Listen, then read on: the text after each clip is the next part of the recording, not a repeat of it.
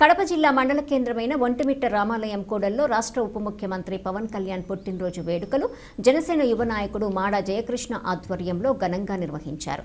ఈ కార్యక్రమంలో ముఖ్య అతిథిగా జనసేన నేత అతికారి కృష్ణతో పాటు కూటమి నాయకులు పాల్గొన్నారు. ముందుగా కేక్ కట్ చేశారు. అనంతరం ఒంటిమిట్ట ప్రభుత్వ వైద్యశాలలో రోగులకు పండ్లు, రగ్గులు పంపిణీ చేశారు.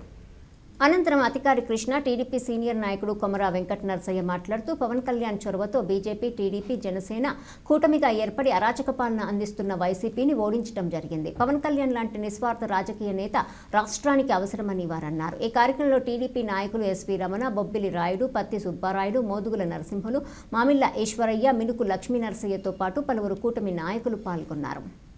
సోదరులు, రాజపేట పార్లమెంట్ జనసేన అధ్యక్షులు శ్రీ అధికారి కృష్ణ గారి ఆహ్వానం మేరకు ఈరోజు తెలుగుదేశం పార్టీ శ్రేణులు ఈ మండల ముఖ్య నాయకులందరూ పాల్గొనడం జరిగింది. ఈ సమావేశానికి వచ్చిన జన సైనికులకు, అలాగే జనసేన పార్టీ నాయకులకు, తెలుగుదేశం పార్టీ నాయకులకు పేరు పేరున అందరికీ వందనం, శుభాభివందనం. కొల్లి రఘురామరెడ్డి అనే ఒక డిఐజీ నంద్యాలలో తెలుగుదేశం పార్టీ అధినేతను అక్రమంగా, అన్యాయంగా ప్రజాస్వామ్య విలువలకు ఏమాత్రం విలువనీయకుండా సహజ న్యాయ సూత్రాలకు వ్యతిరేకంగా అరెస్ట్ చేసినప్పుడు, ఆయన్ను విశాఖ జైల్లో వేసినప్పుడు, రాజమండ్రి సెంట్రల్ జైల్లో వేసినప్పుడు,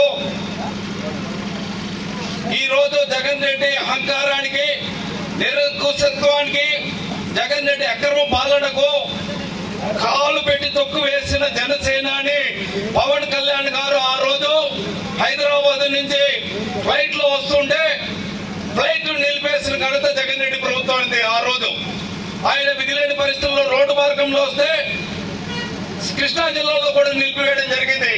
అయినా అన్ని అడ్డంకులను దాటుకొని ఆయన రాజమండ్రి సెంట్రల్ జైలుకు వెళ్లి తెలుగుదేశం పార్టీ అధినేత, ప్రస్తుత ముఖ్యమంత్రి శ్రీ చంద్రబాబు నాయుడు గారికి నేను రాను, నీతో సైతం అని చెప్పి భరోసా ఇచ్చి ఈ రోజు ఆంధ్ర రాష్ట్రంలో జగన్ రెడ్డి ప్రభుత్వం పతనమయ్యేదానికి ప్రధాన కారకుడు అయినాడు. జగన్ రెడ్డి, నీ ప్రభుత్వాన్ని నా కూకటి వేలతో కూడా పీకేస్తా, నా కాలు పెట్టి తొక్కకపోతే నేను, నా పేరు పవన్ కళ్యాణ్ కాదు, నేను నా పార్టీ జనసేన కాదు అని చెప్పి ప్రజా సమక్షంలో వేల మంది, లక్షల మంది సమక్షంలో ధైర్యంగా పలికిన ఏకైక నాయకుడు మన డిప్యూటీ సీఎం పవన్ కళ్యాణ్ గారు. అంతేకాదు ఈ రోజు జగన్ రెడ్డి అహంకారానికి పాత్ర వేసింది కూడా పవన్ కళ్యాణ్ గారే. ఎందుకంటే గతంలో మనం తెలుగుదేశంతో బీజేపీ కూటమిగా ఉన్నప్పుడు మనం విభేదించినాం.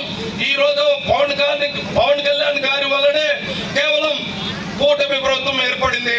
జనసేనతో, బీజేపీతో, తెలుగుదేశంతో కూటమి ఏర్పడడానికి ప్రధాన కారకుడు ఈ రోజు పవన్ కళ్యాణ్ గారే.